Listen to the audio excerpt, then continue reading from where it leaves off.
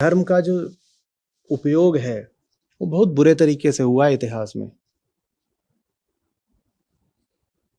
धर्म का उपयोग ही इसलिए हुआ है ताकि आप अपने आप को न देख पाएं, बाहर देखते रहें। वास्तविक धर्म होता है अपने आप को देखना। नकली धर्म होता है जो आपको बाहर की चीजें दिखाना शुरू कर देता है, और जैसे ही आप बाहर की चीजें देखनी शुरू करते हो वैसे ही आपका शोषण होना शुरू हो जाता है। उदाहरण के लिए भारत और सब सभ्यताओं में यह रहा कि जो राजा होता है वो ईश्वर द्वारा मनोनीत होता है और वो ईश्वर का प्रतिनिधि होता है। ये बात हमेशा रही। तो फिर राजा ने जो धर्म के ठेकेदार थे उनको दान दक्षिणा भी खूब दी, और वो जाके प्रजा को बताते थे जो राजा है ना ये सीधे ईश्वर ने भेजा है। तो उससे प्रजा कैसी रहती थी? दबी दबी रहती थी। ये इस्तेमाल हुआ है धर्म का।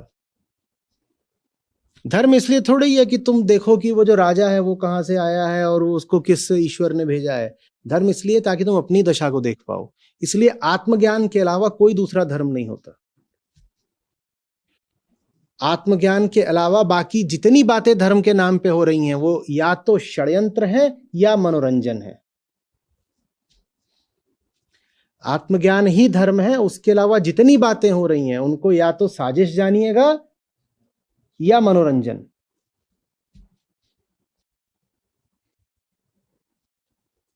यूरोप से एक कहानी है कि हम असूया की बात कर रहे हैं और असूया के मूल में आत्मज्ञान है, और हम बात कर रहे हैं कि किस तरह धर्म का एक संस्करण वो भी है जो आपको आत्मज्ञान से दूर रखता है। वो होता ही इसीलिए ताकि आपको आपकी जिंदगी की विकृति और तेजहीनता पता न चलने पाए।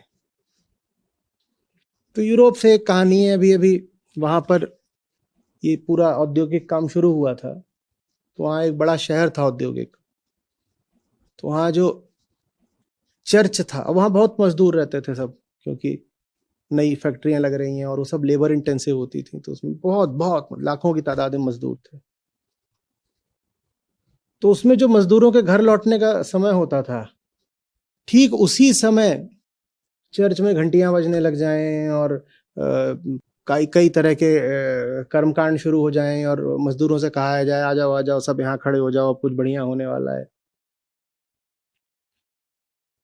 तो कोई देख रहा था ये, और उसने जाकर के पूछा चर्च वाले से, वहां जो भी रहा होगा पादरी वगैरह, पूछा ये सारा काम आप ये जो शाम को करते हो ये समय आपने कैसे चुना? बोले सुबह सुबह जब मजदूर काम पे जाता है उस समय तो हड़बड़ी में रहता है, और रात भर की नींद के बाद वो ताजा रहता है, उसमें फुर्ती और प्राण रहते हैं। तो ठीक है, उस वक्त बढ़िया है, हम उसको जाने देते हैं। अपनी फुर्ती और अपनी ताकत से वो जाकर के मिल में या फैक्ट्री में पूरा काम करता है। वो शाम को घर लौट के आता है और देखता है उसका बच्चा बीमार है, उसके घर में खाने को नहीं है, मिल का मालिक उसका शोषण कर रहा है, उसको बहुत कम पैसे दिए जाते हैं, उसकी बीवी फटे हाल है। वो देखता है कि चारों तरफ बीमारी फैली हुई है, वो देखता है कि जिंदगी में उसे कुछ नहीं मिल रहा है जैसी जिंदगी वो जी रहा है। ठीक उस पल हम घंटा बजा देते हैं ताकि उसे देखने का मौका ही ना मिले कि उसकी अपनी जिंदगी कैसी है। ये काम किया है धर्म ने। हम आपको देखने ही नहीं देंगे कि आपकी जिंदगी कैसी है। हम धर्म का संबंध बाहर वाली चीजों से बना देंगे, और वो जो बाहर वाली चीजें हैं हम साल भर चलाएंगे। कभी ये त्योहार आ जाएगा, कभी ये चीज आ जाएगी, कभी फलानी एकादशी आ जाएगी, कभी ये आ जाएगा, अब ये श्राद्धों के इतने लंबे दिन आ जाएंगे, फिर ये करो, फिर वो करो, फिर ये करो। बच्चा पैदा हो गया 20 दिन तक ये करो, कोई मर गया 40 दिन तक ये करो। लगातार तुम फंसे रहो बाहर के कार्यक्रमों में ताकि कभी तुम्हें मौका ही ना मिले कि खुद को देख पाओ। वास्तविक धर्म होता है आत्मज्ञान। लेकिन ये जो आयोजित धर्म रहे हैं दुनिया भर में, ये आत्मज्ञान के बिल्कुल विपरीत चले हैं कि जो साधारण अवस्था में किसी मनुष्य को आत्मज्ञान सहज ही हो भी जाए, हम तुम्हें उतना भी होने नहीं देंगे।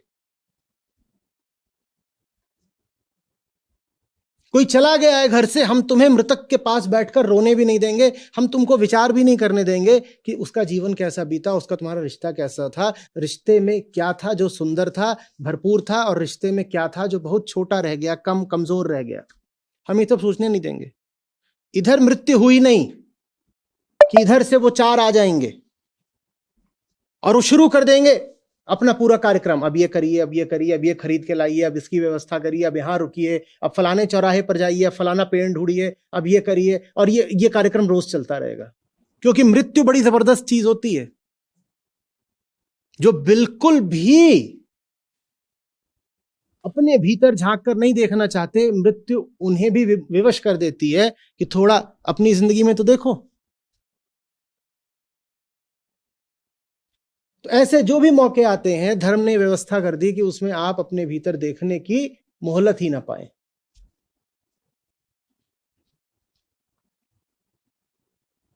आ रही बात समझ में? न हो अगर आपको बाहर की किसी दिव्य शक्ति का सहारा, तो कहिए क्या आप स्वयं ही अपना जीवन बदलने का प्रयत्न नहीं करेंगे? पर दुनिया भर के लोग इसी आशा में बैठे रह जाते हैं कि एक दिन कोई आएगा बाहर से, कोई उतरेगा और हमारा जीवन संवार देगा। आज भी लोग इसी इंतजार में बैठे हैं कल के अवतार। जबकि धर्म है वास्तविक, जो तुम्हें कहता है कि सब कुछ तुम्हारे चुनाव पर आश्रित है, और ज्ञान का अर्थ ही है आत्मज्ञान। तुमसे बड़ी और तुम्हारे अलावा कोई ताकत नहीं। और जो प्रचलित धर्म है वो कह देता है तुम में कोई ताकत नहीं, सारी ताकत तो किसी आसमानी शक्ति में है। तुम में क्या ताकत है? तुम तो बस पड़ जाओ, तुम तो गिर जाओ। जब तुम गिर जाते हो ना, तो ऐसा नहीं होता कि कोई आसमानी शक्ति प्रसन्न हो जाती है। जब तुम गिर जाते हो तो इसी जमीन से कोई इंसान आता है और तुम्हारा शोषण कर जाता है। यह होता है। और अक्सर तुम्हें गिरने के लिए प्रेरित उसी इंसान के एजेंट द्वारा किया गया होता है जो तुम्हारे गिर जाने पर तुम्हारा शोषण करवाना चाहता है।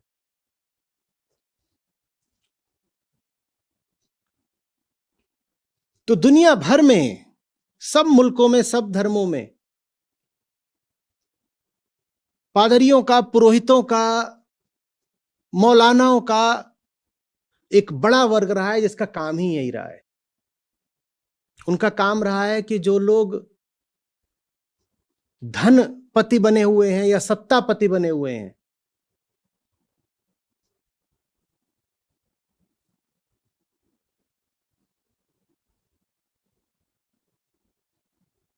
उनकी चाकरी करना।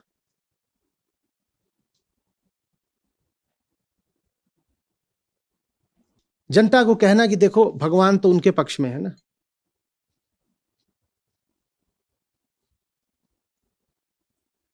सत्ता का और धर्म का बड़ा जबरदस्त नाता रहा है, सांठगांठ।